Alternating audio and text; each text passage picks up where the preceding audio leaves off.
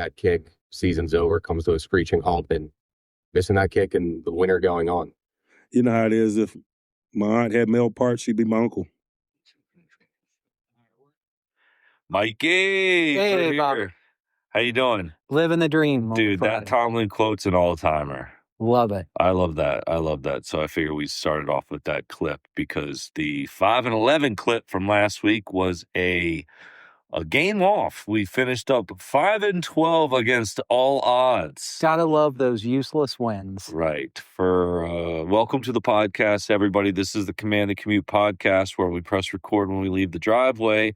We upload when we get to the stadium, but the season is over. So we titled this episode Couch Commanders because, like the players, we are all watching the playoffs from our couches with no excitement, no real reason or anything, just from whatever you can get from your fantasy team. Or we're just ready for the draft and free agency at this our point. offseason has build it again. Our offseason has begun, and we will get into the storylines from this week. But to set a little bit of an agenda for the podcast, we're going to quickly recap last week's game, last season, the 2025 season. We'll kind of get into some coaching moves that has happened. We'll pretty much keep the first quarter of our podcast all centered around the Commandos.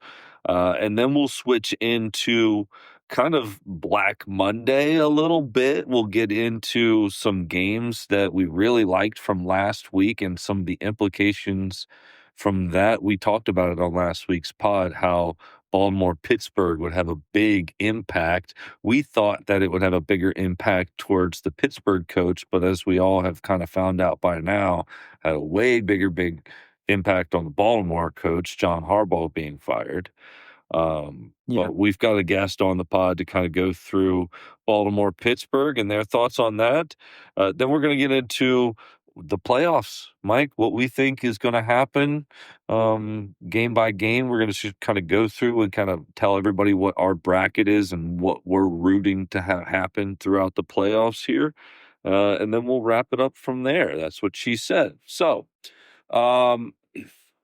Mike, last week. So we're 5-12. That is quite the exact opposite from the year before. 12. Quite literally. It's funny how things work out that way, right? But it's also very sad. Yes. So DQ's got a 500 record in the regular season, and his seat's getting warm. Just you heard it here. First, I think getting warm into season number 3. Yeah, I think it's kind of implied once your coordinators start dropping, if you don't figure it out from there, if you can't, and this is where you start to see a little bit of what our organization is all about, like how we're structured, who's the decision makers. And I think we're still a little bit fuzzy, like who's really calling the shots here? Is it the GM? Is it the head coach? Are they a 50-50 kind of team in this? Like, is this a situation? Well, we're going to wait and see how some of that plays itself out. I know, but I'm curious, just for our own frame of reference, because AP was hired first, and he was part of the team that hired Dan Quinn, right? Yep. So is it AP's job to fire Dan Quinn? Or depending upon, but could you also see a situation where the owner lumps a lot of these decisions in together, and we see a situation where it's one? Well, I think with any vacancy, I think you're right. I think it's a 2-for-1. If one goes, so goes the other. So these two were brought in to work in unison together is the way that I'm seeing it. Even though AP has like a slight edge, like maybe it's not necessarily 50-50, but it maybe it's 51-49. I don't think it's that far off from that. You just like with any other team, the head coach and the GM, they go out basically at the same time or within a season of each other. Every organization is different. I'm just trying to figure out, this is our first true test to see how Josh Harris is running his own, like his ownership, right? Well, I hope he runs the franchise better than he's at public speaking. Oh, well, Okay. we all know he's not a great public speaker, but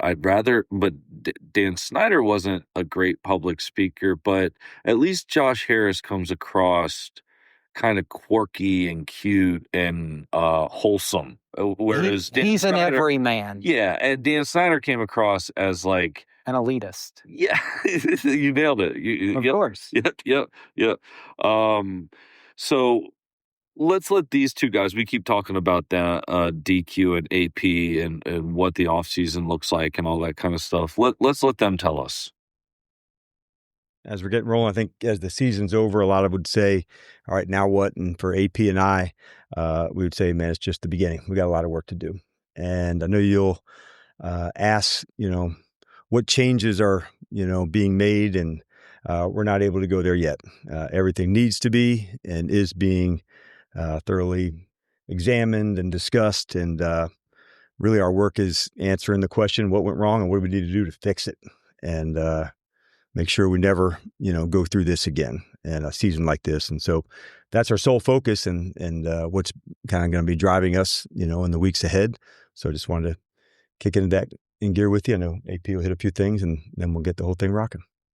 Yeah, just to echo what DQ said, I mean, this season was a disappointment in a lot of ways and certainly didn't meet our standards. And, we're going to do everything we can to not let that happen again. And that starts today with this offseason. So ready to attack it and ready to move forward. And whenever you guys are ready, go ahead and hit us with some questions. John Keim, ESPN. For Dan, you don't know about the changes, but when would you like to get those finalized? And what goes when you're going about assessing coaches, coordinators, how do you go about assessing them to get to whatever decision you want? Yeah, for sure. It's after a hard season like this, hard decisions are made, but you want to go through everything from valuation, the communication, the performances. And so we begin that as coaches and scouts. We get together, we talk a lot about the players. We had the exit interviews today, John. So Adam and I also visited with a lot of players, and that's part of how we're, gathering all of our information. So all of these processes are really important, and we just want to make sure like we're doing everything we can, to make sure we're hitting all the marks to get it right. So before we get into their off-season plans and how big of an offseason this needs to be, let's just quickly go through. We did beat Philadelphia in the last week of the season. Yes, that's because they played nothing but third stringers the entire game. Yeah, but you understand that our loyal listeners that listen to each and every episode is going to hear the tone that you just said that and say, well, this was the motherfucker that was saying last week that we had no shot and Josh Johnson and this and that, and we were going to lose 27-14. Well, guess what, Michael? We didn't lose 27-14. Or 24-17. We won 24-17. Still stand by what I said. Well, you were wrong again. You was wrong again because we did win. And yes, they had their backups in. We had our backups in. They had more to play for than we did. Except they didn't. They didn't play for it. They didn't play for it. You're right. The only things that I'll say that I liked, of course, Debo didn't get it. Well, I didn't like this, but Debo did not get his incentives that he was striving for. He didn't have the big game that we were hoping he'd have. That would have made it exciting to watch. McLaurin did show up in some plays. It was good to see everybody that was healthy fight and play to the best of their ability. We'll get into this in another podcast, but we've really got some things to figure out on in our running back room because Krosky Merritt's going to be on our team next year. It's going to be a complete retooling. So I wonder if Rodriguez is back. I'm not sure what his contract situation is looking like. I'm pretty sure the only guy that's coming back under contract is Bill. But we'll get into all that once in another one. But finished the year 5-12, not too good. Cliff and Joe Witt, as predicted in last week's podcast, are fired. You're fired. Any initial thoughts on that? You kind of Perfectly fine with it. you are perfectly fine with it, because Yeah. I am okay with the people out there that are scratching their heads a little bit over the Cliff situation. Nope, don't waste your time. There is something sketchy that happened there behind the scenes. I want to wait to talk about it in a week to Yeah, see we'll if talk about some of that stuff in Well, and the later reason why I want to episodes. wait a week is because under the Dan Snyder regime, we would have known by now, because we were not tight-lipped. Stuff got out all the time. But this organization does keep things a little bit closer to the chest. I mean, obviously we're hearing something, but I want to wait a week to hear if whether or not it's a rumor or if there's any legitimacy to some stuff between Cliff and AP. So that's why I want to wait a week, because I don't like to speculate, and I still want to give benefit of the doubt to the. And I appreciate that you don't want to speculate. So for you, we'll wait another week. But do you have any initial gut reactions to offensive or defensive coordinator? We're less than a week removed, so this will be on record, but do you have any any favorites for those positions for our team? I wouldn't say I have favorites for either position. I really haven't heard much. I can't speak for you, but I haven't heard much on the defensive side and where it's leaning. But I have heard a lot of speculation on the offensive side that we might end up with McDaniels out of Miami now that he has been relieved of his duties. But, we'll talk about that a little later on, except to say I called it back in week 3 that he was going to be gone. Oh, so yeah. I mean, just want to put that it out was there. actually surprising that he lasted this long, and That they didn't get rid of him after week 7 when they probably should have. Once he made it through Monday, I was a little bit surprised by everything. Yeah. But some of those later terminations were a little bit surprising, just because you're right. Once you get through Black Monday, you kind of think you're safe. Yeah. For the most part, because everything happens by about noontime on Monday. And then it's a fire sale. What was it? Wednesday, he had a press conference and said this. So, NFL Network just reported that you're expected back as coach, and that Stephen Ross wants you to have the chance to work with a new quarterback and a new general manager. Is that your understanding? You're returning as coach? My understanding is that I'm the coach of the Miami Dolphins until told otherwise. So he was told otherwise 24 hours later. Yeah. And kind of shocking, because like we just said, you get through Black Monday and you think if you make it through Monday, you're kind of okay. They're probably going to stick with you at least for another season.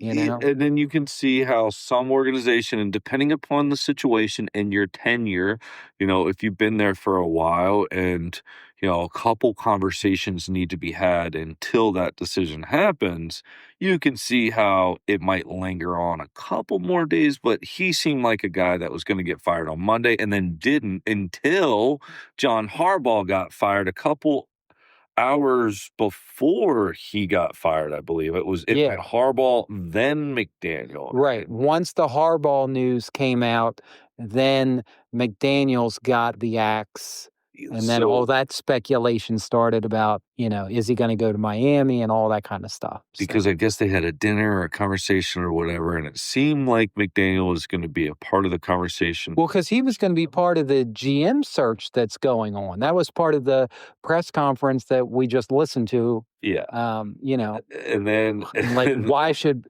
I didn't quite understand why he should be part of the interview process, because it was like, how safe are you? And then whether or not it was something he said in that 24 hours or it leads us all to speculate that the owner there, Ross, he is looking at the Harbaugh. So, Harbaugh's available, you're fired, because I was kind of iffy on you for this next year. But if I can go after this big fish, if I can get him, But from what I understand, and I don't know if the Dolphins have found a GM yet, but I don't even think they've really started interviewing anyone. well, that's probably a good thing if they want Harbaugh, because I think Harbaugh's a guy that wants to Probably, be his own kind yeah. of de facto GM and have control over the personnel and the coaching staff and, like, Yeah. football operations, pretty much. Basically that Ron Rivera role that we had before, Right. the Mike McCarthy role in Green Bay, the Bill Belichick role, the Mike Tomlin role, you know what I mean? So anyway, but let's get into last week I kind of gave a top 10 on my hot seats, Mike. Out of my top 7, 5 of them got fired. So let's just Wow, say you my did pretty well there. yeah, my hot seat was pretty good. There was 2 coaches that I didn't have in my top 10 that got fired. John Harbaugh being one that we've been talking about. Brian Callahan in Tennessee. Maybe I should have had him in there. I mean, temporary coaches always get the axe at the end of the season, so I don't know why we didn't have that when on the list. But with they obviously they finished with one of the. Did they finish with the worst record? Tennessee's got. I forget who's got the number 1 pick. Anyway, the Las Vegas Raiders have the number Raiders 1 pick. Yes. But Tennessee's up there. They're top 3, I think. Anyway, I just thought because Cam Ward rookie year didn't happen how it wanted. I mean, I just thought that maybe they would have kept going with him, but they obviously saw something out of him that they didn't like. But what I thought would be fun for the pod is out of the 8 vacancies so far, and I think that there might be one more vacancy. There's some murmurs there that Green Bay, LaFleur, there's some rumors that his seat's kind of hot, and I don't have him on the radar, but we'll see. But of the 8 vacancies that we have right now, and for the listeners, why don't you run through what the 8 in no are? particular order, because I'm going to put them in an order, but Tennessee, Arizona, Las Vegas, Atlanta, Cleveland, New York, Miami, and Baltimore. Of those 8 vacancies that we have without a head coach, if you were a head coach, which team, what organization would you be more inclined to go to? You know what I mean? So I think Baltimore's number 1. we're going to go from 8 to 1, and then we'll see if you and I. Well, you if just and I asked me the align. damn questions, so No, I'm just saying we're gonna go through one by one. Cleveland Browns, obviously, I've got its number 8 for a variety of different reasons. I know it's you're not Cleveland. huge That's all we need to fan. say. Okay. It just seems like they can't seem to keep a quarterback. They can't seem to keep. I think like the Raiders, they probably owe money to about 10 different head coaches Yeah, over the last 5 years. So who knows? 7 I've got as Miami. Um, I'm not sure. They've got a question mark there at quarterback. It seems like either you're going to be a head coaching candidate that comes in and interviews and says, "Oh yeah, Tua's my guy. I want to work with Tua," and either that wins you the job or loses you the job, depending on how the owner feels. I don't know how the owner feels about Tua, but if he wants to go in a different position at quarterback, how much input in sitting to was it just the head coach, or was there talk from above that, he's not the guy, you need to sit him? Who knows? Time will tell. Time will tell. Time will tell. At 6, I've got Arizona. It just seems like Arizona's it wants to luck into a championship, luck into a good team. It doesn't seem like they're actively trying to. I don't think they've ever really tried. The- At least in the recent few years, I don't. They're never like the worst team in the league, but they're just always like 16th. To me. Yeah. You know what I mean? They're just Mid-pack. and maybe it's because they're out on the West Coast, so we don't really see a lot of their fans or hear a lot about that team out here. But just Arizona just seems like a so-so team to me. Anyway, 5 Atlanta, it just seems like there's a lot of shakeup here. I could see how there'd be a head coach out there that says, oh no, Atlanta is a great spot to be. They're starting fresh. They've got new front There's office too many. There's personnel too coming much in there. uncertainty with the quarterback, really. You know, If you're not sold on the quarterback and the owner because is, is Penix the guy? Who knows? You know, maybe you're a guy that still believes in Cousins. You're like, well, Cousins. well, he signed to that massive contract, which turned out to be, you know, a waste of sorts because you went with Penix. So Las Vegas, I have as 4. I would rank them higher because it seems like they want to win, but also, but the franchise What- itself has historically not been that good. So that's why when we were kind of talking before we went on air, that's why for me they're a little bit lower, like toward the bottom of the list, because historically they're not good. right. I mean, and you know, as a head coach that you got a short leash because they fire every head coach. Yeah. How many head coaches have they had since Gruden? I'm gonna pull that up because I sent that to you. Because Gruden signed a 10-year deal, and I think gave him 4 before that whole fiasco. So the Raiders are spending $50 million on coaches' salaries that they've fired. Okay. Antonio Pierce, they're paying $8 million. Josh McDaniels, 10. John Gruden, 10, because he signed that like 10-year, $100 million contract. You know, is going to be kind of a lifetime coach. Right. And then got 86th for those reasons that we all know about. Pete Carroll, who they just fired after one season, they owe him $16 million for the next 2 years because he signed a 3-year deal, I believe. And then Chip Kelly, they're paying him $6 million. So there you go. 1, 2, 3, 5 coaches. And I think all that's happened over the last like 8 seasons. Yeah.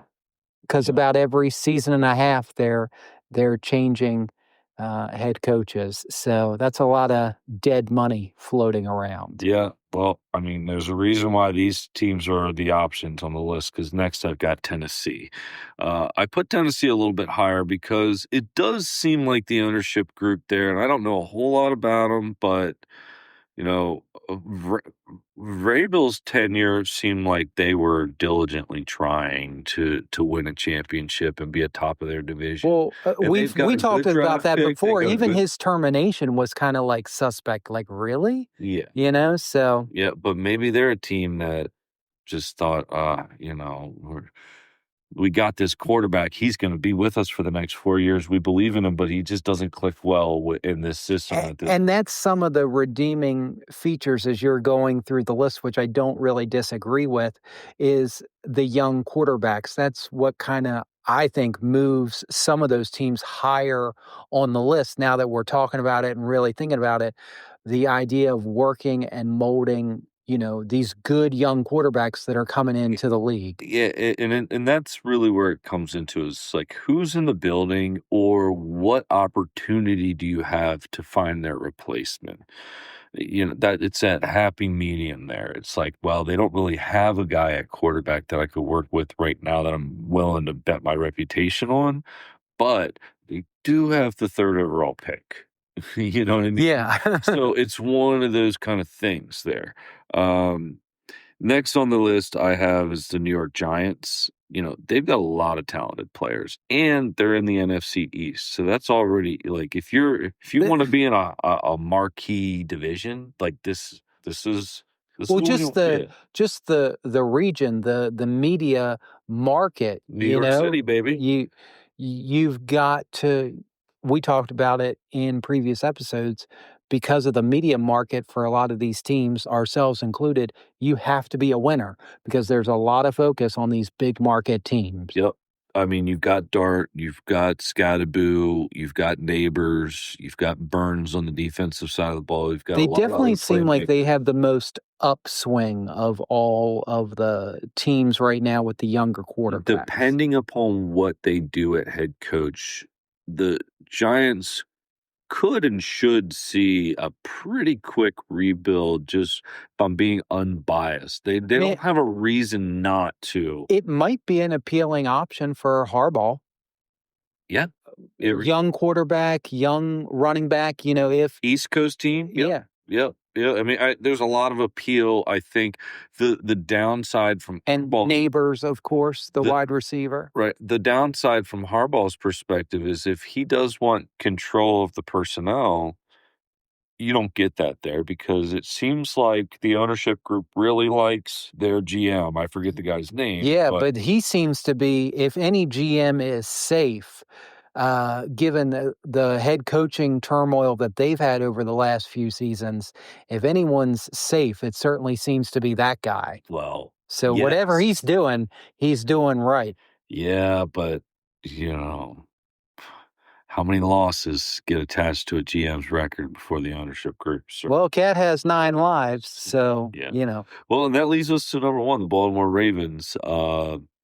Obviously, they've got Pro Bowl MVP, whether you like it or not. You predicted that they would choose the coach over the quarterback. I did. They have chosen the quarterback over the coach, but hey, maybe the coach that they hire comes in and lets the quarterback go, and they really do start fresh. You could still be right to an extent, but if I'm a coach out there, I'm looking at that Ravens job, and honestly, this is a tough job for me to try to predict because it's a tough division. A lot's expected out of the Ravens, not only because of the media market, but because of the division. You've got, the Bengals and the Steelers. Well, speaking of expectations, do you kind of feel like they're going to go after a young guy, a young coordinator, somebody that has the opportunity to be there for a long time? But or do you think a name like Mike McCarthy or yes?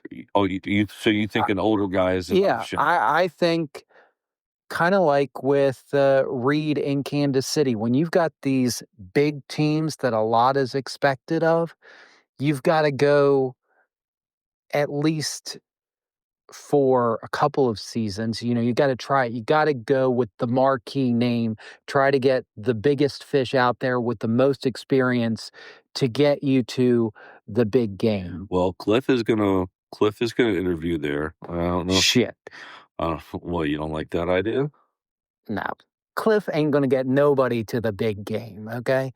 We talked about that off air.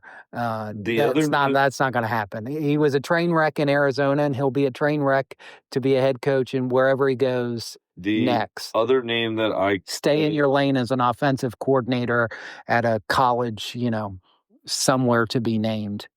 The other name that I heard floated out there was a guy named Jesse Minter. He's currently Chargers defensive coordinator. He was a former Ravens assistant coach from 2017 to 2019.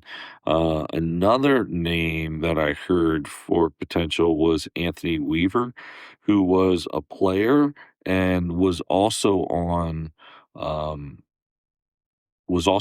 the Ravens staff before being the Miami Dolphins defensive coordinator. But hey, can we just take a second to just acknowledge how crazy that Baltimore-Pittsburgh game was last week?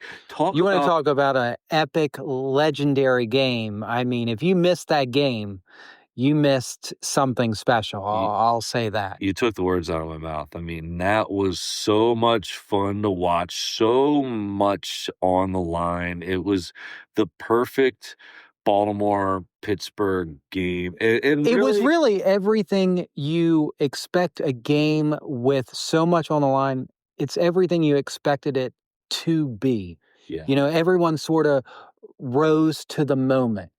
Everything, the season included, was on the line. The season, the playoffs for both teams, win or go home, and they left everything out on the field. And you've heard of the or in the wind. Yeah, and you've heard of the announcer's jinx before, and typically that a jinx... It's a legit thing. Typically that a jinx sounds something like, this guy hasn't missed a kick all year, or he hasn't fumbled a ball in 537 snaps. snaps, and guess what happens on the 538th snap? He fumbled. Yeah, butter beaters. This was a different type of an announcer's jinx. And for the Ravens fans listening, plug your ears. But for the Pittsburgh fans listening, turn it up. Rodgers can't believe what he has just witnessed, what might be the end for him. But they went around the country and spoke to a lot of the kickers who were coming out. And they decided Tyler Loop was made of the right stuff for moments like this. He now has a chance to win the division for the Ravens. The final play of the regular season for the final spot in the playoffs. Tyler Loop from 44. Snap good. Hold it. The kick is no good. It is wide right. And the Steelers are the champions of the North.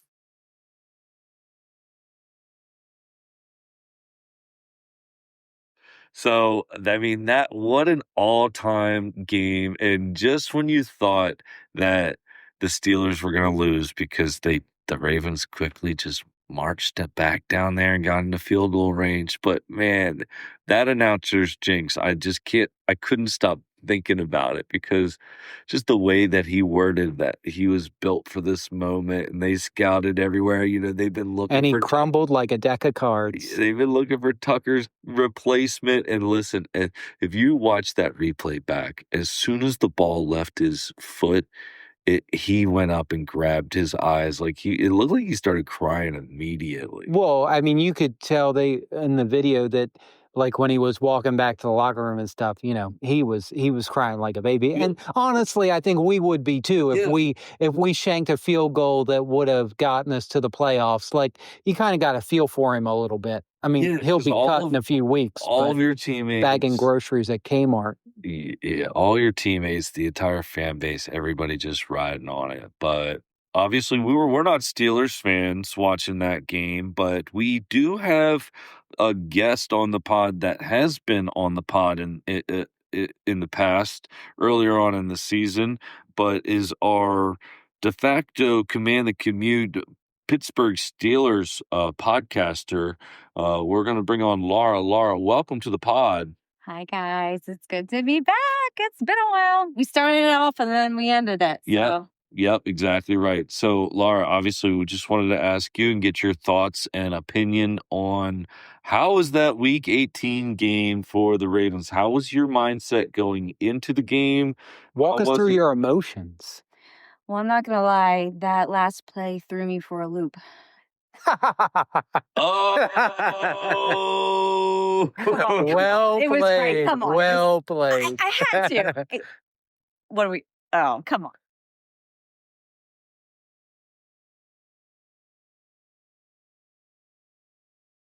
I mean, come on. It was right there. I had to. Okay. It was right there. In all seriousness, though, I'm with you. I felt for the guy. I mean, you're playing 60 minutes of football and then 5 seconds is the only thing you're going to remember from that 60 minutes of football is that missed kick. So I feel for the guy. I really do. Well, that's because kickers, they literally have one job to make field goals and extra points. Yeah. And those are, at the end of the day, the points that truly matter. Well, and yes, and in my defense too, I don't know if I didn't even realize this until a couple days ago. Chris Boswell's kick, he didn't miss it. It was blocked. The safety got a hand on it. Oh, I do think I saw that. That's why. Yeah. I mean, because Chris Boswell, he's money. And so, I, along with, however many millions of people that are watching it, were like, why did he miss this extra point? Like, this is not Chris Boswell. Well, the safety got a hand on it. So you're right. It does make a difference for sure. But this guy, he had no, obvious interruption to put the ball in between the uprights. So we know at the beginning of the season, I mean, we had you on in a preseason episode, I believe, and just kind of got your tone and attitude towards Aaron Rodgers at the beginning of the season. Has he grown on you throughout the season, or are you still just feeling? Because to put it mildly, you were not a fan. Listen, you heavy on the not a fan. I'm not suggesting that you have bought his jersey or anything, but have you warmed up to him? Has he has he got a little piece of your heart at all, or is he just another player and sayonara whenever? Or do you want him back next year? So, yes, when I started the season, he was not Aaron Rodgers. He was number 8. Yeah. And I was very skeptical. But I will say what really kind of turned it around, especially towards the end of the season, was Phillip Rivers coming back.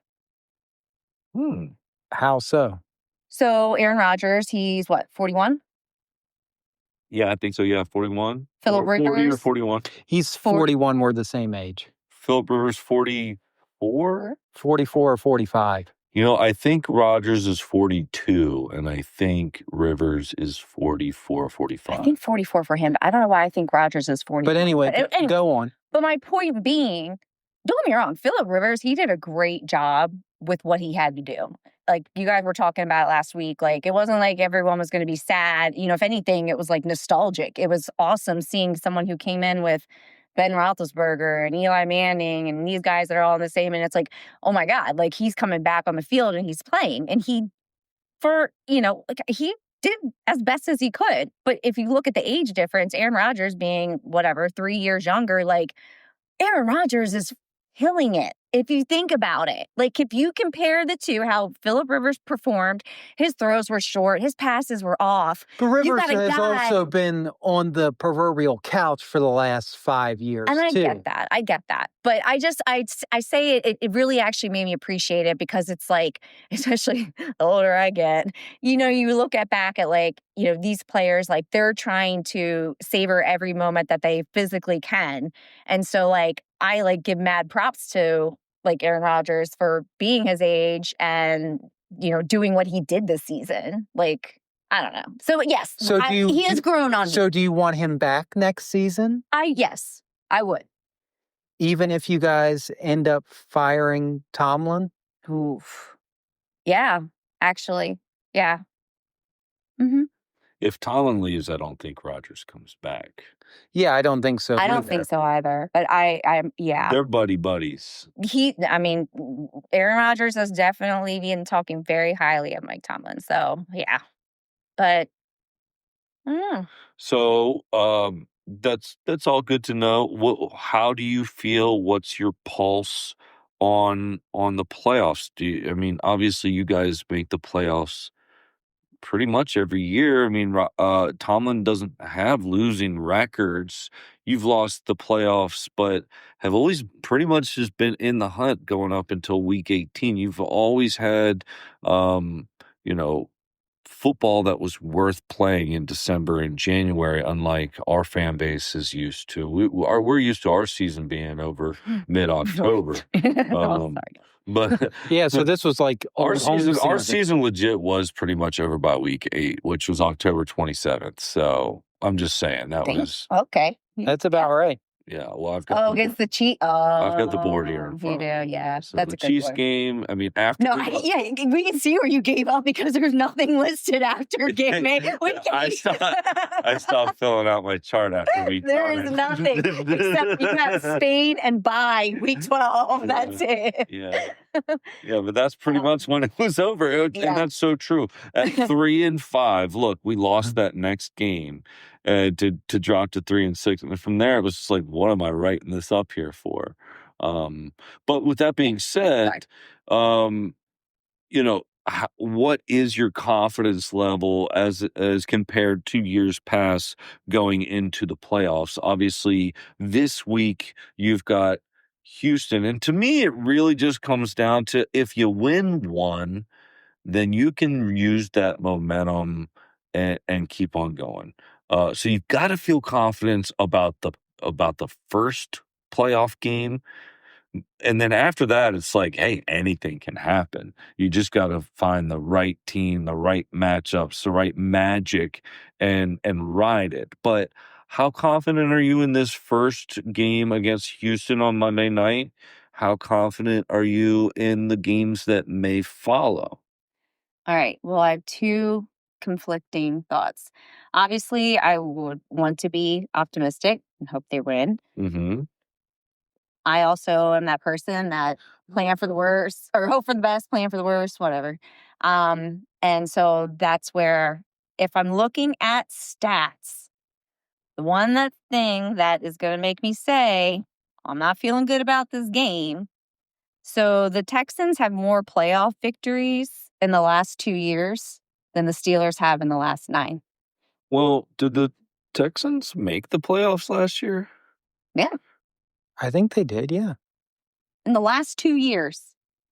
I thought Steelers- they had an off year Well, last no, year, I'm not saying but made a really good run of it the year before. But- I could be wrong, but so do you know, like, how many playoff wins do they have? Who's that? Houston. Oh, I don't have the exact numbers, but All right. it's all I know is what they've won in the last 2 years is better than what the Steelers have won in the postseason in the last 9 years. Well, we know that the Steelers have not been great in the postseason as of recent because that's the whole thing about Tomlin and why his seat might be warm. Do you think, are you a Tomlin ride or die until the organization says bye and then it's like, oh no, okay, thanks for the memories, but on to the next? Or like, are you one of these people that's like, this is why we need to fire his ass? Or like, where do you fall in do you have a preference on the fans? Like when you chat with a Pittsburgh Steeler fan, like, are you guys talking about Tomlin and what we should do with him? So I have a conspiracy theory. Uh-oh. I love it. There was that NFL commercial that I still think to this day is hilarious. It was either last year or the year before, but remember it was like all these people sitting around at a table and it was like players included, like actual NFL players, and like this is the script. This is what's going to happen. Because everyone like says like, oh, the NFL, like Vegas, they rule everything. They run everything. So these games are already scripted. They already know who's going to win and who's going to lose, okay? Mm-hmm. So conspiracy theory. We would have clinched the division if we would have beat the Browns, correct? Yeah. Right. And we lost that game, right? To the Browns. And we should have won against the Browns, right? So then, because we lost that, it came down to the last game of the season, a Sunday night primetime marquee game. I think they of moved the Ravens. it. I think they moved it. I think they But flexed they it to did. prime time. Well, but- then, that being said, NFL was like, how can we make the most money? Who's going to be the most viewership? They made it where this would be the game that dictates who wins the AFC North, who wins and who goes home. And then these missed kicks and all the things. So, conspiracy theory. Tomlin loses playoffs, gets fired. John Harbaugh goes to Pittsburgh. Well, that rumor is out there. Green Bay and Pittsburgh are the possible what ifs, depending on what happens this weekend. So The other Yeah. conspiracy rumors out is the there. NFL is just here to sell us food. Jerry Rice, Baker Mayfield. Baking the bread. Making us buy bread. I mean, do you think that's an option? I'm actually really going out left field. Like, no, I don't think that's actually going to happen. Okay, But it's so- fun to kind of, play with that. Okay, so about the scenario. Tomlin thing, we all know that they have, I think, until March 1 to pick up his 2027 option, or he becomes a lame duck head coach. So do they pick up the option, or is he a lame duck coach, or do they fire him and, start fresh going into 26? I don't think. Hold on. Correction. I think it depends on what he does in the postseason. Right. So what do you think? I don't Well, wanna those were two know. different I don't wanna- questions. Sorry. No. The I know. question, we have to ask one question at a time. What do you think happens with Tomlin? Or what do you think happens with the playoffs? So we kind of got your opinion on Tomlin. You're a Tomlin fan Yeah. until he's ready to go. And it seems like you've seen enough. Like you'd like a little bit more consistency in that playoff win. But it's so tough because it's nice knowing you've got a guarantee. Winning season every year. I mean, that's a Yeah. guarantee. Forget about championships. But that's at the end of the day, that's what you're there for. You're Yeah. there to win championships. That's the point. The So- heartbreak is a lot worse once you get a taste of it and Mhm. and you're there and you're close in the Super Bowl and you've experienced Yeah, recent Super Bowls. because let's be honest, we know Laura. We have watched games with her. If they lose this week, she's going to have a coronary and say, "Well, why did we even make the playoffs if we're just going to blow it?" In the wild card, she's going to. She seems nice now, but it's like off with his hand. Yeah, on Monday night. And she's, I'm sure, not the only Steelers fan who has felt that way and will feel that way if that's what happens this week. But that's kind of the product of the winning season. It's like, well, great, we had the winning season, but then when it comes to the playoffs, why can't we take it to the next level? And if we're not going to win in the playoffs, then what the hell are we doing here? I hear you. We don't have that problem because we're a losing franchise historically right now. Well, before we get her to give us a prediction, because we are about to predict every game in the playoffs, we'll start with that game, even though it's Monday night. So let's get into our playoff segment here as we get into our fourth quarter here on the pod.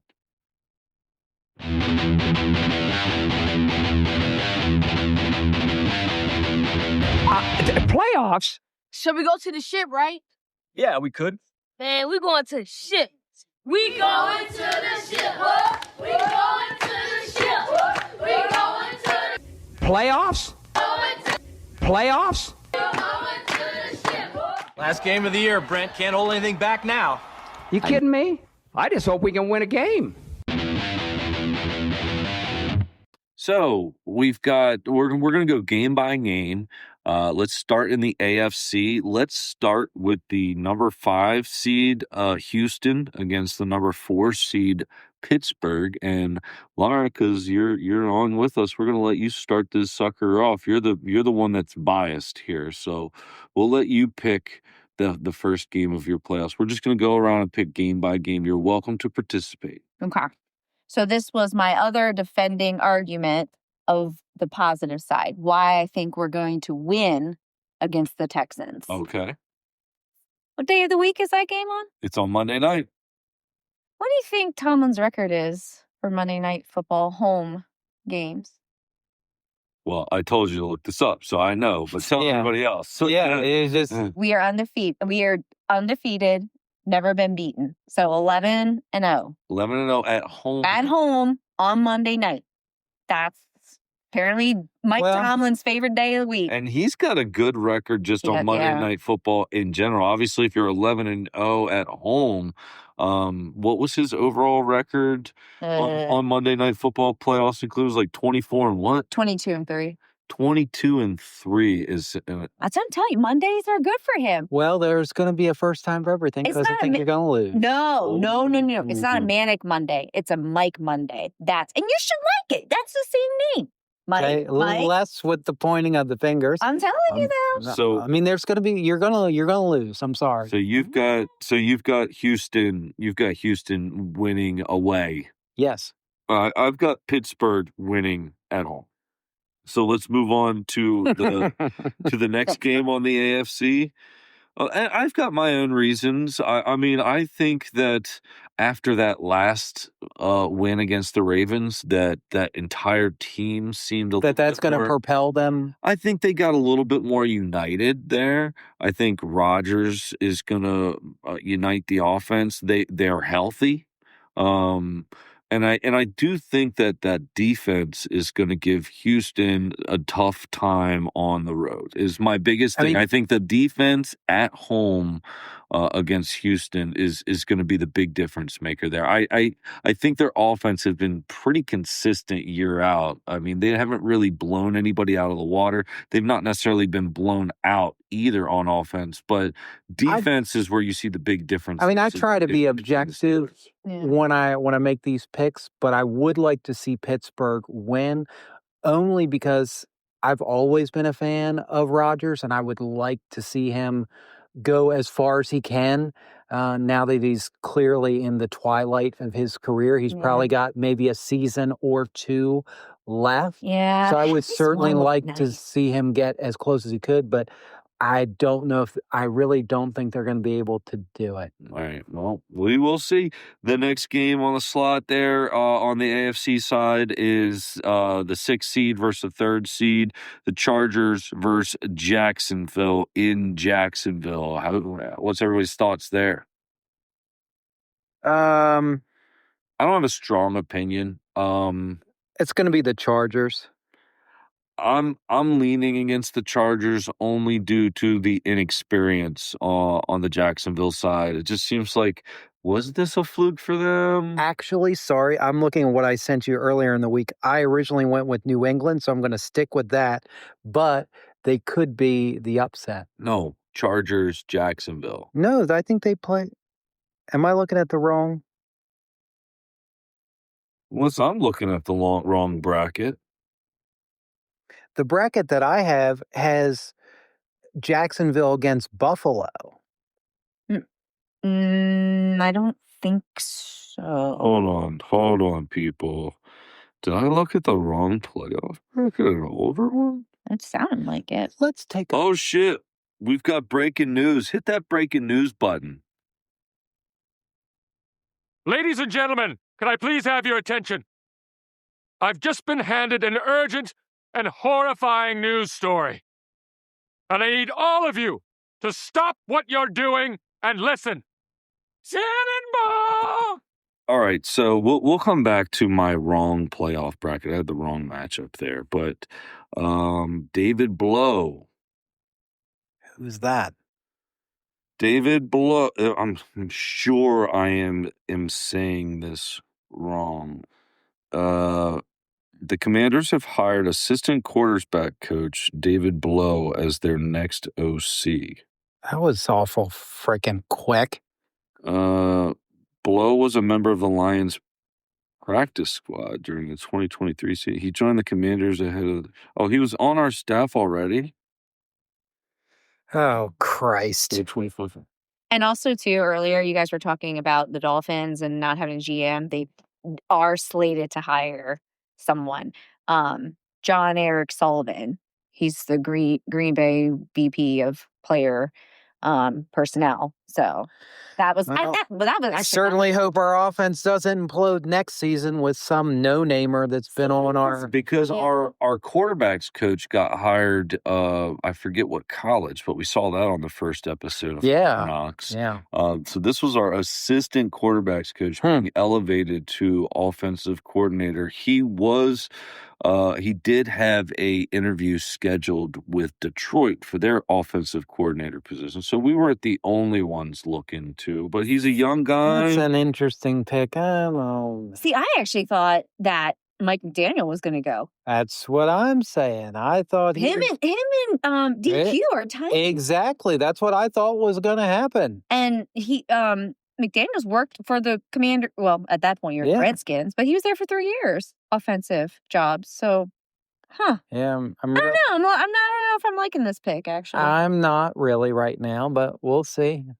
I mean, I would say it can't possibly get any worse, but trust me, it can. His last name cannot be Blow. B-L... Bluff? Yeah, maybe it's French. B-L-O-U-G-H. Blau? Maybe it is Blau. It might be Blau. Yeah. Blau.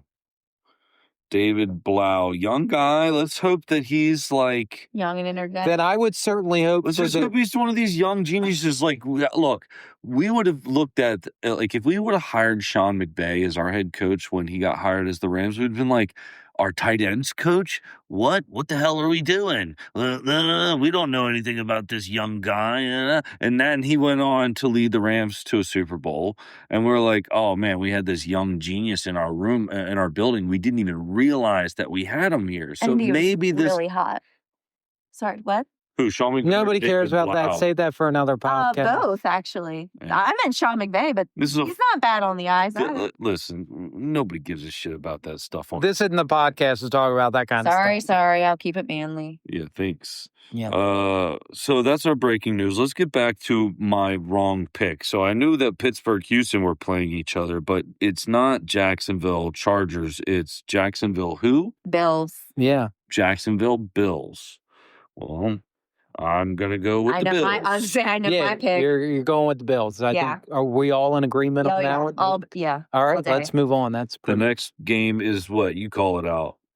The bracket that I have, if we're going straight down, it would be Chargers at New England. Chargers at New England, yes. And I'm going with New England, but I think that could be the upset of Chargers over New England, but I think New England will win. Maybe they hire John Harbaugh for consulting. All right. Jim and John can be on the sidelines. Like Jimmy Johnson. Is there any rules against that? Is that I mean, if he's an active member of the staff, never mind. I'm just I know. But, I think that. but that would be kind of cool, right? Yeah, Brothers coaching together. It would. All right, so that would lead us to our second round, depending on how you have it. Denver being the number one overall. Wait, don't we want to go over to the NFC side? Yeah. Let's continue. And I figured we'd do the next round on next week's episode, but you do you. Well, I thought we would just put our entire playoff bracket out there as a prediction. There's too many possibilities of how these things Mikey. can go. You got to go week by week. Let's go week by week. I'm with Mikey. Okay, all right, that's fine, but meet me halfway. I'd like a Super Bowl prediction. I'll meet you halfway and say anyone who plays the Broncos next week, which will be the winner of the Steelers and Texans game, are going to lose to the Broncos. All right, but all right. So Super Bowl pick will be. Well, wait. Let's do NFC, like you said. Let's do NFC. I like it. All right. So give us that first game in the NFC, because I'm not sure if my bracket's correct. Rams at Carolina, and you'd be a fool not to go with the Rams. I'm with Mikey. Yeah, but what would you do if you had $150,000 in your hands? No, I'm kidding. I'd put $100,000 down on the Rams. Faux shut. 150,000. What is that guy's name? It's Carolina Mike. Carolina Mike. If you guys don't know, now you know. Carolina Mike. You got to look him up. He's an awesome singer. I didn't like it at first, and I was like, "This is," and now it's so catchy. I can't stop. All right. Well, anyway, moving on to things that actually matter. The next Rams. I got Rams as well. Next game is the Niners against the Eagles, and you got to go with the Niners. You got to.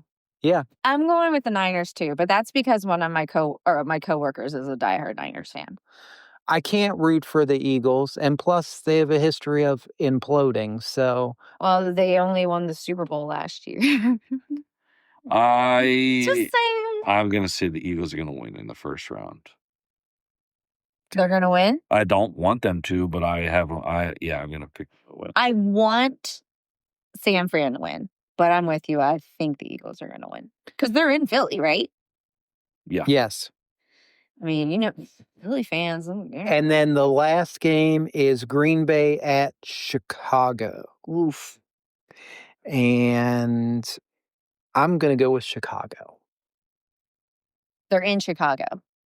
Or they're in Green Bay. No, they're in Chicago. And I'm going with the home team. I got Green Bay. Ooh, the cheeseheads. Love is back. I think I'm gonna have to go with the Bears. Gotta go with the Bears. I'm going with cheese. Yeah. The cheese. And I'm just going to put this out there early. I'm picking Buffalo all the way as a Super Bowl winner. They're my sentimental pick. But Me too. But Why, I think though? Why for you? Because Josh Allen, I think he's deserving of a championship at this point in his career. But I think my true Super Bowl pick outside of sentimental value, the Rams. If I don't pick Buffalo and I'm leaning on an NFC side, I think I'm going with Seattle. I think they just looked really disciplined. I mean, we saw them in person. They kicked our ass. I mean, they looked really disciplined. They looked really efficient. Sam Darnold's playing really good right now. So he's the other one. But you got anything other than the Bills? Sentimental, I'm with the Bills. I love Josh Allen. and he's about to be a father. Well, not about to, but she's pregnant. Yeah. Because they just got married. No, About to. they got married. Okay. Okay, I'm sorry. So who do you? Hell. I really. I'm going Pittsburgh. You're going to be disappointed. Oh, God. Only in my You dreams. best start drinking now. You're going to be disappointed. Only in my dreams. Okay. Well, hey, look, I mean, you got to, right? I mean, I mean, they're only going to play Denver next week, so. I mean, hey, any given Sunday, any given Monday, any given Saturday this time of year. But this is, look, anybody got anything else to say for the good of the order? Actually, I have my pick. Your pick of what? For what? Who wins the Super Bowl? Oh, yeah, tell us. You Sorry. just said this. I wasn't being serious. No, Let's be you real. should be. Okay. I mean, you should. Okay, then I'm sticking with the Steelers. All Right. right, good. Okay. Yeah, leave it at that. Legitimately. Okay. All right. Yes. Okay. I'm manifesting this into reality. Then we really need you to start acting like they're gonna win it. They're gonna win it. All right. Then they need to be your sentimental pick too. But hey, thank you guys for listening to another episode. This is the portion of the podcast where if you've listened this far, this is where we ask you, it would only take you a couple more seconds while you listen to our outro to go ahead and give us a like, give us a review, give us a comment, give us a share, look us up on Instagram, TikTok, or Facebook and give us a follow. But we really appreciate you guys, and recently really appreciate a lot of you dropping into our DMs to give us a hello, a thank you, a shout out. We appreciate all of our listeners out there. And just to give you an extra little for upcoming, we are going to keep putting out podcast episodes throughout the playoffs, and we're going to finish up our season 1 of the Command the Commute podcast with an episode after reacting to the Super Bowl.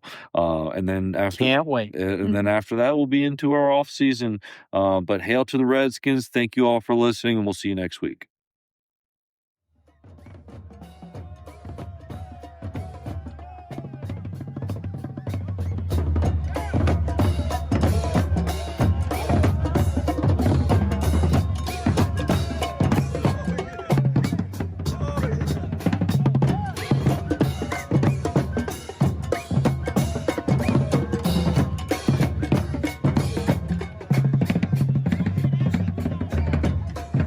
Give me a hell yeah! I said give me a hell yeah! Thanks for listening to the Command the Commute podcast. I now welcome you to crack a cold beer, cook up some chicken wings, and enjoy the football game.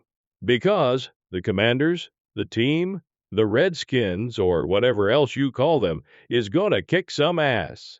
If this is a home game, Bob and Michael will be in the Red Zone lot at Northwest Stadium. We encourage you to come to our tailgate and say hello. If you are still listening to the podcast, wow, you are an extremely loyal listener. I wonder how much longer you'll stay. Hey, I've got a question. How much wood would a woodchuck chuck if a woodchuck could chuck wood? You've got mail. Goodbye.